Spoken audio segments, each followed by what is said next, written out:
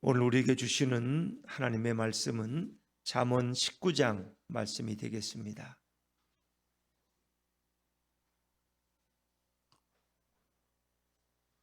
구약성경 930쪽 잠언 19장 1절부터 14절까지 말씀입니다. 구약성경 930쪽 잠언 19장 1절부터 14절까지 말씀, 저와 여러분이 한 절씩 교독하십니다. 가난하여도 성실하게 행하는 자는 입술이 패역하고 미련한 자보다 나으니라. 지식 없는 소원은 선하지 못하고 발이 급한 사람은 잘못하느니라. 사람이 미련함으로 자기 길을 굽게 하고 마음으로 여호와를 원망하느니라. 재물은 많은 친구를 더하게 하나 가난한즉 친구가 끊어지느니라. 거짓 증인은 벌을 면하지 못할 것이요 거짓말을 하는 자도 피하지 못하리라. 너그러운 사람에게는 선물 주기를 좋아하는 자에게는 사람마다 친구가 되느니라. 가난한 자는 그의 형제들에게도 미움을 받거든 하물며 친구야 그를 멀리하지 아니하겠느냐. 따라가며 말하려 할지라도 그들이 없어졌으리라. 지혜를 얻는 자가 영혼을 사랑하고 명절을 지키는 자는 복을 얻느니라.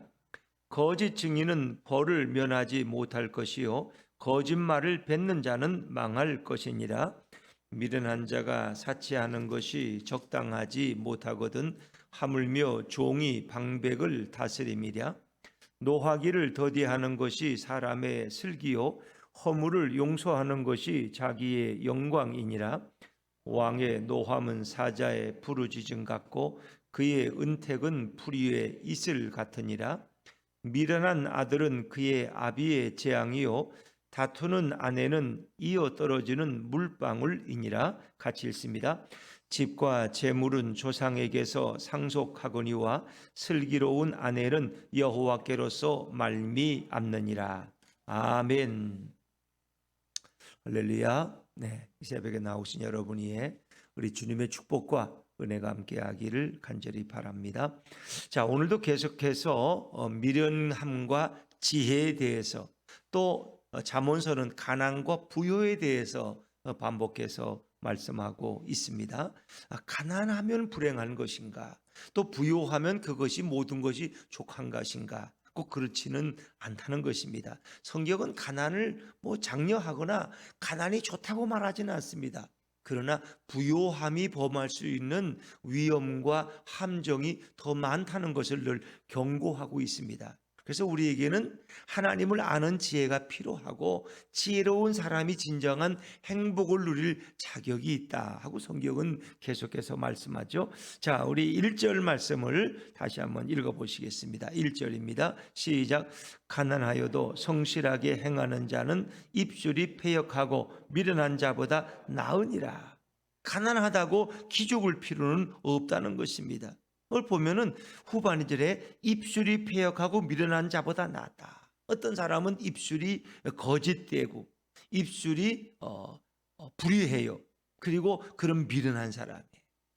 그런 사람보다는 아마 그런 사람은 오히려 부요할 수도 있어요. 근데 그런 사람에 비교해서 가난해도 성실한 자가 오히려 더 낫다는 것입니다. 가난하다고 기죽지 말고 오히려 공동번역에 보면 가난해도 떳떳하게 살아라.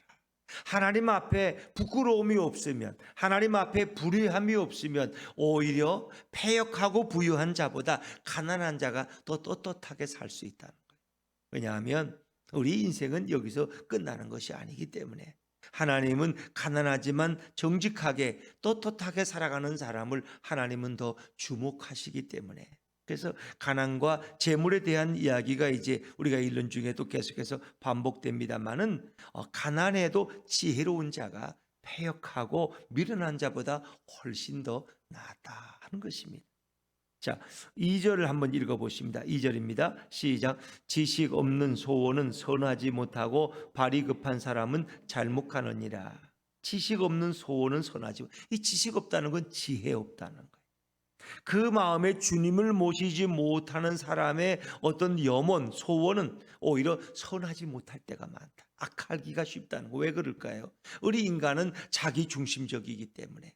자기 안에 주님이 주신 지혜가 없으면 예수님이 없는 나의 소원은 오히려 악할 수가 더 있다는 거예요. 왜? 자기 중심적이. 자기의 원하는 것만 생각한다는 거예요. 자기의 원하는 것은 오히려 그것은 선치 못하다. 그러게 우리에게는 지혜가 있어야 된다. 하나님을 아는 지식이 있어야 된다. 또 발이 급한 사람, 뭔가 급하게 뭘 얻고자 하는 사람은 주님께 묻지 않기 때문에 오히려 그릇된 길로 가기가 쉽다는 거예요. 그러니까 지혜로운 사람은 신중한 사람이고 하나님의 뜻을 묻는 사람이고 주님의 마음을 가지고 살아가는 사람이다 하는 것입니다. 3절에도 미련한 사람이 어떤 결과를 가져오느냐 경고하고 있죠. 3절 말씀, 3절입니다. 시작. 사람이 미련함으로 자기 길을 굳게 하고 마음으로 여호와를 원망하느니라. 미련한 자는 늘 굽은 길, 그릇된 길을 가기 쉽다는 거예요. 왜? 미련하기 때문에 지혜가 없다는 거예요. 그러니까 의와 불의에 대해서, 선과 악에 대해서 분별력이 없다는 것입니다. 그렇기 때문에 그런 굽은 길, 잘못된 길을 가기 쉽고 결국 그 마음으로 어떻게 해요? 원망하는 사람이. 자기 뜻대로 안 되면 하나님을 원망한다. 하나님의 깊은 지혜와 그 뜻을 모르기 때문에 눈앞의 현실만 보고 모든 걸 판단한다. 지금 어려우면 하나님이 원망스러워. 왜 내게 이렇게 밖에 안 해주시지? 왜 내게 복을 안 주고, 왜 형통하게 안 하고, 왜 건강을 안 주고, 왜 물질의 복을 안 주시지? 왜 나를 이렇게 물질에 늘 이렇게 힘들게 만드시지? 하나님 앞에 원망하기 쉽다. 미련한 사람은 자기 눈앞의 것밖에 보지 않기 때문에. 그러니까 미련한 개는 도둑이 개가 좋아하는 갈비에다가 독약을 타서 던져도 그걸 렁큼 집어 먹잖아요. 그러나 지혜로운 개는, 훈련받은 개는 그걸 먹지 않아요. 주인이 허락한 것만 먹지 아무리 맛있는 냄새가 나도 절대 안 먹는다는 거예요. 그러니까 미련한 사람은 그걸 모르기 때문에 원망하기 쉽다. 왜 내 인생은 이 꼴이냐? 왜 우리 가정은 이 모양이냐? 늘 이렇게 원망이 앞선다는 거예요. 여러분, 하나님께서 이스라엘 백성을 애굽에서 출애굽시키고 이제 그들에게 가나안 땅을 약속하셨어요. 이미 그것은 그 조상 아브라함 때부터 몇백 년 전부터 하나님이 가나안 땅을 약속하셨어요. 그걸 알아요, 이스라엘 백성들도. 그리고 모세가 이제 그들을 이끌고 가나안 땅으로 향해 가는 것입니다. 그리고 이제 그 땅을 들어가기 전에 10명의 정탐꾼을 보내서 그 가나안 땅의 호불호를 살피고 돌아오게 되는 겁니다. 그런데 미련한 자들은 불평이 먼저잖아요. 자, 그 땅은 좋다는 거예요. 그 땅은 물론 좋고 포도나무 열매가 얼마나 큰지 우리 두 사람이 포도 한 송이를 이고 올 정도로 그 땅은 비옥하고 기름진 땅이다. 그런데 성읍은 견고해서 우리가 그들을 칠 수가 없고 그들의 키는 장대 같고 그들에 비하면 우리는 메뚜기와 같고. 그래서 그들이 뭐예요? 우리가 애굽에서 죽었더라면 좋았을 걸. 매장지가 없어 여기까지 와서 우리가 매장을 당하느냐 하면서 불평하게 된다. 이런 똑같은 상황 속에서도 여호수아와 갈렙은 하나님을 믿는 사람, 지혜로운 사람은 하나님이 우리에게 주신 축복의 땅입니다. 들어갑시다. 하나님이 약속하셨으니까 믿음으로 가서 차지합시다. 그런데 12명 중에서 10명은 12명 중에서 10명은 부정적인 보고를 하고 불평을 하고 원망을. 그러나 2명은 아니라는 것입니다. 그러니까 어찌 보면 세상에는 이렇게 믿음의 사람보다는 불신앙의 사람이 많다는 것입니다. 다시 한번 우리 3절을 다시 한번 읽어보시죠. 3절입니다. 시작. 사람이 미련함으로 마음으로 여호와를 원망하느니라. 그러니까 미련하면 원망하기 쉽다. 마음에 안 드는 사람이 많아요. 내 눈으로 볼 때는. 마음에 안 들어요. 그러니까 그 사람에 대해서 원망하고 하나님이 행하시는 일이 마음에 안 들어. 그래서 하나님께 원망을 쏟아놓는 거예요. 내 마음에 불평이 나오고 감사를 잃어버리고 그러는 것입니다. 그러나 지혜로운 사람은 그렇지 않다는 것입니다. 지혜로운 사람은 하나님이 이런 일을 행하셨다면 거기엔 하나님이 뜻이 있을 거야. 그러니까 우리가 알지 못하는 더 비밀한 일들이 더 많이 있는 거예요. 어찌 보면 우리가 아는 것은 빙산의 일각이야. 빙산이라는 것은 여러분 그 드러난 부분은 10분의 한 2밖에 안 돼. 10분의 3밖에. 마지막 70%는 다 바다 밑에 숨겨져 있는 거예요. 빙산의 일각. 그러니까 우리 눈으로 보는 것을 가지고 모든 것을 판단하지 말자. 사람을 판단할 때도 그렇고 우리의 삶을 평가할 때도 그렇고 드러난 것으로만 평가하지 말자. 그 밑에 숨겨져 있는 앞으로 드러날 부분들이 훨씬 더 크다는 것입니다. 그렇기 때문에 미련한 사람은 멀리 보지 못하고 하나님의 깊은 섭리와 계획을 알지 못하기 때문에 원망하기 쉽다. 입술에 원망이 있고 입술에 불평이 있고 입술에 감사가 없다는 거예요. 이게 미련한 사람의 특징이라. 자, 그래서 많은 사람들이 재물로 인해서 시험이 들고 재물로 인해서 원망하기가 쉬운데 성경은 재물에 대해서 뭐라고 표현하느냐?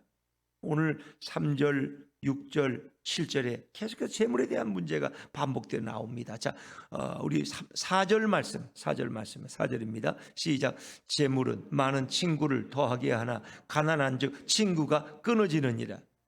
자, 표면적으로는 이런 이 얘기가 맞아요, 틀려요? 네? 맞는 얘기죠. 재물은 많은 친구를, 재물이 많으면 친구들이 그저 밥 한 끼 얻어 먹으려고 몰려들어. 근데 가난하면 친구가 다 떠나. 돈 꿔달라 그럴까봐 무서워서 친구 사이에 안 꿔줄 수도 없고, 그래서 그냥 멀리해. 전화도 안 해. 그래. 가난하면 전화 안 와요. 친척들도 안 오고 친구들도 안 오고 연락이 안 와요. 왜? 돈 꿔달라 그럴까봐. 괜히 전화했다가 또 내가 덤뻑 씌우지.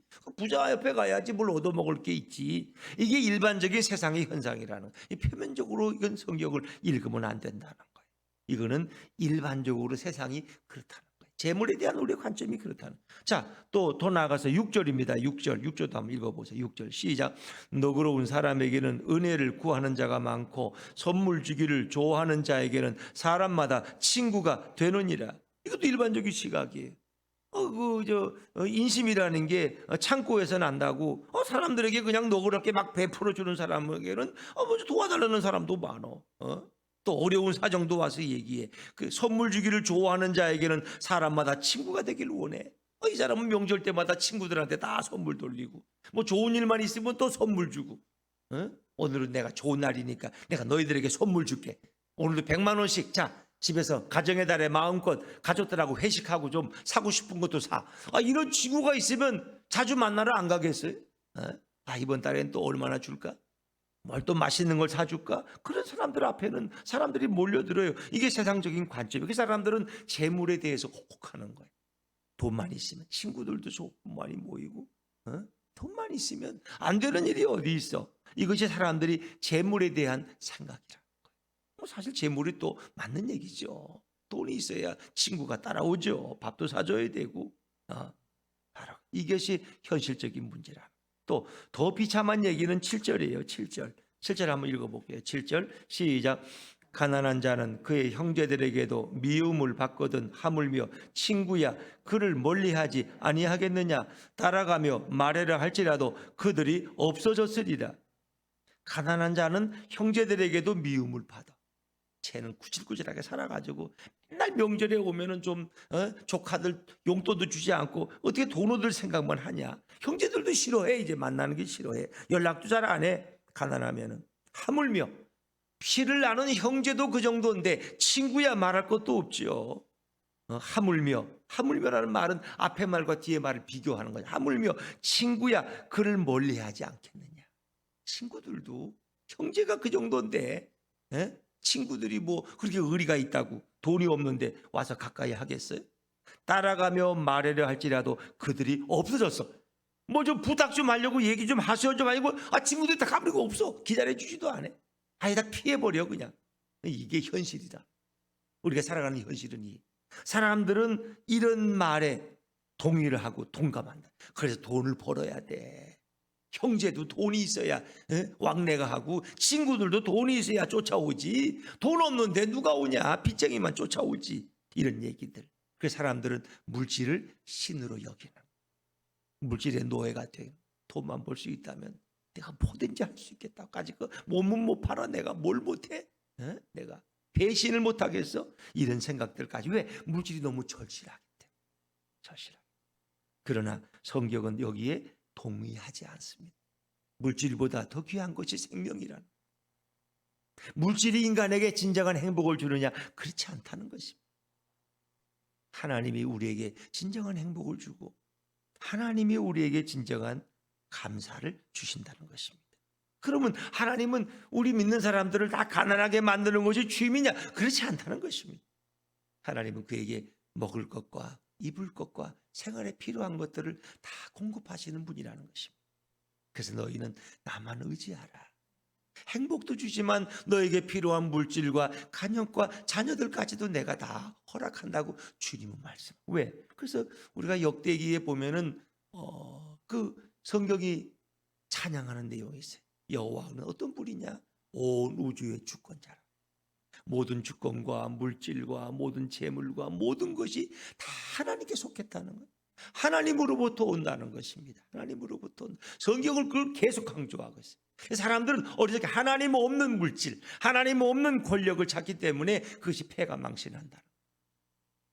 하나님께서는 당신의 사랑하는 자에게 물질의 복도 주시고 건강의 축도 주시고 지혜와 평안도 주시는 분이 바로 우리 주님이시고 우리 예수님인 줄로 믿습니다. 그래서 잠언서는 이것을 얘기해요. 이것을 부인하지 않습니다. 이게 현실이니까. 그러나 믿는 사람은 여기에만 머무르지 않습니다. 물질보다 더 귀한 것이 바로 생명이다. 그래서 돈 많은 부유하고 똑똑하고 출세한 젊은 관리가 와서 예수님께 와서 묻잖아요. 내가 뭘 더 해야 되겠습니까? 예수님은 그에게 율법을 제시해. 너가 가서 계명을 지켜. 제가 계명을 다 지켰다는 거예요. 그러면 네가 가서 가진 것을 팔아서 가난한 자에게 주고 나를 따르라. 그 사람은 그걸 따를 수가 없어요. 왜? 그에게 물질이 너무나 소중했기 때문에. 세상 것 다른 거 다 포기해도 내가 물질만은 포기할 수 없기 때문에. 그런 결국 천국에 갈 수 없는 게 그 물질이 그의 우상이 되었기 때문에. 물질은 필요합니다. 물질은 편리합니다. 물질도 때로 유익합니다. 그러나 물질의 노예가 되지는 말아라. 물질을 다스리는 자가 되어라. 왜? 하나님만이 우리의 주인이시고 하나님이 너의 필요한 것을 다 공급하신다 하는 것이 성경이 계속 강조하고 있는 것입니다. 자, 그래서 이렇게 미련하고 부유한 자가 사치하는 것 성경은 합당하게 여기질 않아요. 자, 10절 말씀으로 한번 건너뛰어 볼까요? 10절입니다. 시작. 미련한 자가 하물며 종이 방백을 다스립니다. 아멘. 이 지혜 없는 자가, 지혜 없는 미련한 자가 많은 물질을 가지게 되면 더 범죄한다는 거예요. 더 범죄. 그런 지혜가 없기 때문에, 하나님을 모르기 때문에 그가 아무리 사치하고 잘 꾸며도 그것이 오히려 그에게는 유익이 되지 못한다. 종이 방백을 다스립니다. 하물며, 이 하물며라는 것은 앞의 말보다 더 이렇게 강조할 때 하물며라는 거예요. 종. 이 종은 일반적으로 여기서는 미련한 종이에요. 그런 무지한 사람이에요. 근데 그에게 어느 날 권력이 주어졌어. 그가 그리고 방백을 다스려. 방백이라는 것은 장관이나 임금을 얘기하는 거예요. 종이 어느 날 권력을 얻어서 그런 지도자들을 다스린다면 이게 말이 되느냐? 더 고통스러운 세상이 된다는 거예요. 더 고통스러운 세상. 그러니까 지혜가 없는 자가 물질을 얻는 것은 자랑스러운 일이 아니라는 거예요. 지혜가 없는 자가 권력을 하루아침에 얻게 되면 그것처럼 위험한 일이 없다는 것입니다. 하나님이 없는 자가 권력을 얻게 되면 저렇게 푸틴처럼 되는 거예요. 푸틴처럼. 하나님을 모르기 때문에 그 권력을 가지고 수만 명을 죽이는 것을 뭐 이렇게 쉽게 생각하는 거예요. 하나님 얼마나 그에게 진노하겠느냐 하는 거예요. 지혜가 제일이라는 거예요. 지혜가 없는 미련한 자의 얻는 모든 것은 그에게 더 큰 멸망의 원인이 되고 그에게 불행의 이유가 된다는 것입니다. 자, 우리 좀 더 나아가서 12절 말씀을 12절입니다. 12절 같이 읽죠. 시작. 왕의 노함은 사자의 부르짖음 같고 그의 은택은 풀 위에 이슬 같으니라. 세상에 왕의 권세가 있죠. 왕의 노함은 사자의 부르짖음 같이 사람들을 두려워 떨게 만들고, 그러나 그가 또 이렇게 은택을 베풀면 풀 위에 이슬같이 아름답다는 거예요. 이것은 세상의 왕만을 의미하는 것이 아니라 진정한 우주의 왕이신 그분의 심판은 얼마나 무섭겠느냐. 하나님의 심판은 사자의 부르짖음 같아서 그것은 피할 수가 없는 심판이에요. 그러나 그 왕 대신 주님의 은혜는 풀 위에 이슬같이 아름답다는 것입니다. 세상은 누가 다스리냐?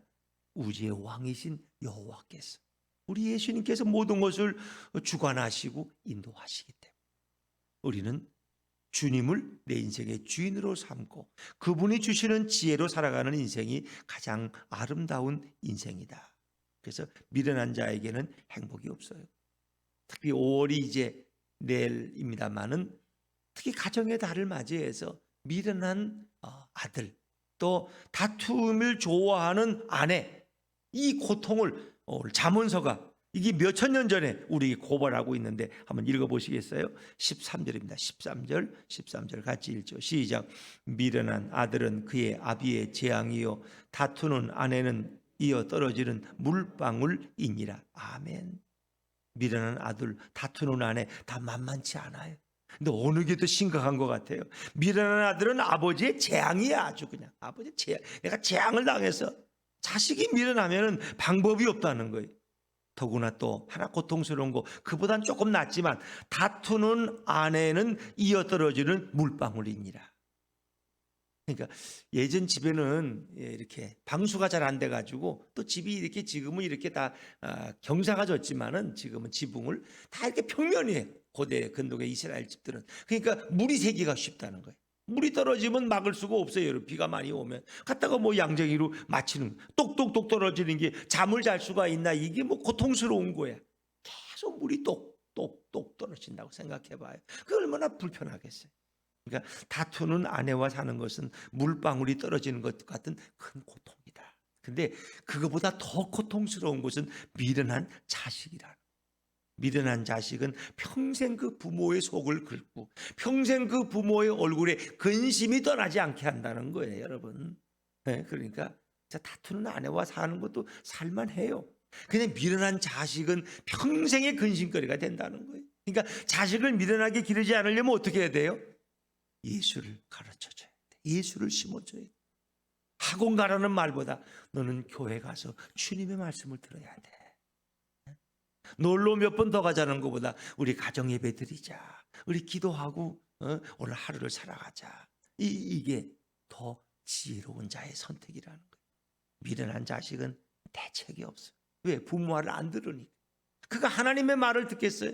왜? 하나님의 음성을 들을 수 있는 귀가 없는데. 그렇기 때문에 우리는 지혜로운 아들, 예수님을 마음에 모시고 살아가는 자녀가 되도록 늘 기도해야 돼. 여러분, 기도를 포기하지 마세요. 어떤 불의한 복간을 찾아갔던 어떤 가난한 과부의 기도처럼 우리 주님 앞에 그 기도를 중단해서는 안 된다는 거예요. 자녀를 위한 기도는 아마 평생 해야 될 거예요. 또 가족을 위한 기도도 역시 계속해야 되겠죠. 그러나 뭐 다투는 아내는 떨어지는 물방울 같은데 좀 불편할 뿐이겠죠, 여러분. 가정이라는 거, 가정엔 다툼이 없을 수는 없어요. 왜? 우리가 다 연약한 인간이니까. 그건 뭐 목회자의 가정이나 장로님의 가정이나 안수집사님의 가정이나 뭐 권사님의 가정이나 다 똑같을 거야. 그거는 왜? 사람이라는 건 서로 맞지 않는 게 있거든. 왜? 한 배에서 태어난 쌍둥이도 서로 성격이 다른데 어떻게 성이 다르고 다른 환경에서 온 사람들이 어떻게 그렇게 마음이 잘 맞겠어요? 다투는 건 당연하다는 거예요. 이 시랍의 이야기 그런 게 있어요. 설화에 어떤 사람이 길을 가다가 괴물을 만났어요. 괴물을. 그래서 저 괴물을 보니까 위험할 것 같고 보기 싫어서 몽둥이로 괴물을 때려줬어요. 그랬더니 그 다음에 또 괴물을 만나요. 그 괴물이 3배 4배 더 커져가지고 만나서 이제는 감당할 수가 없어요. 이거 어떻게 하면 좋으냐 그랬더니 지혜자가 와서 하는 얘기가, 괴물은 때리면 때릴수록 더 커진다. 그 괴물이 뭐예요? 다툼이라는. 그래서 그 다음에는 괴물을 만나도 그냥 무시하고 지나갔어요. 그 다음에 그 괴물을 만났는데 요만 손바닥만 해가지고 작아져가지고 그 다음에 사라져버리고 없더라는 거예요. 다툼이라는 건 그런 것이다. 다투면 다툴수록 그 다툼은 점점 커진다. 그 다툼을 아예 무시해라. 거기에 관심을 두지 말아라. 그러면 다툼은 사라진다는 것입니다. 여러분, 물론 다투는 아내와도 다투는 남편과도 사는 것이 현실입니다. 그러나 다툼을 멀리하고 그가 지혜로운 자다. 그러면 다툼은 언젠가 사라지고 만다. 손바닥도 마주쳐야지 소리가 난다. 근데 한쪽은 치려고 하는데 한쪽은 손바닥을 피하면 소리가 날 수가 없죠. 같이 싸워주는 사람이 있기 때문에 다툼은 오늘도 계속되어지는 것입니다. 한 사람이 다툼을 피하면 다툼은 사라지고 만다. 왜? 싸울 게 안 되니까. 싸움 상대가 안 되니까. 그렇다는 거예요. 그래서 오늘 성경은 미련한 자들은 이렇게 하나님을 모르는 자녀가 되고 다투는 아내가 되어서 늘 상대방의 괴로움을, 이건 꼭 뭐 아내만이 아니에요. 다투는 남편이라고 써도 이건 무방해요. 누구나 마찬가지예요. 이것은 불행한 모습이다. 지혜가 없으면 우린 이런 인생은 오늘도 살아가고 있다. 행복하게 살 수 있는 가정인데 늘 다투고 살고 미련한 것을 선택할 때가 얼마나 많으냐. 이제 그러나 오늘 14절 결론적으로 슬기로운 아내에 대한 말씀으로 끝납니다. 14절 말씀이죠. 14절 시작. 집과 재물은 조상에게서 상속하거니와 슬기로운 아내는 여호와께로서 말미암느니라. 집과 재물은 조상에게서 되게 상속받아요. 부모가 부자면 되게, 부모가 살던 집 되게 자식이 이어받아요. 그러니까 그 맞은 말이에요. 집과 재물은 조상에게서 와요. 그건 나도 어쩔 수 없어. 내가 조상을 선택할 수가 없잖아. 조상을 잘 만나면 뭐 유업을 많이 받을 수 있겠죠, 유산을. 그런데 슬기로운 아내는 여호와께로서 말미암는다. 하나님이 주신다는 거예요. 슬기로운 아내는. 그러니까 다시 말하면 행복한 가정은 하나님이 결정하신다. 하나님이 인도하신다는 거예요. 그러니까 우리는 주님의 마음을 늘 바라보고 주님의 지혜를 구하는 겸손을 가져야 된다.